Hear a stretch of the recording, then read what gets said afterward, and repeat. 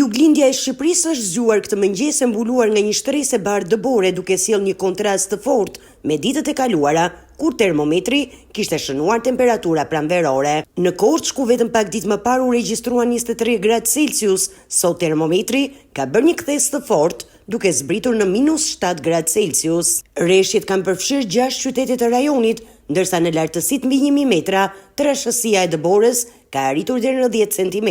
Pavarësisht rreshjeve të dendura, rrugët kryesore mbeten të hapura, falëndërhyrjes së shërbimeve publike në bashkëpunim me autoritetet vendore. Në zonat e thella malore të Mokrës dhe Moglicës, rreshjet e dëborës kanë ndikuar në furnizimin me energji elektrike. Ekipet e OSSH-s janë duke punuar për rikthimin e furnizimit në disa fshatra, ndërsa në Pogradec situata paraqitet më e stabilizuar. Sasia më e madhe e dëborës është regjistruar në Mokër, kryesisht në zonën e sipërme, por fatmirësisht nuk ka raportime për probleme të theksuara në qarkullimin e mjeteve apo furnizimin me energji.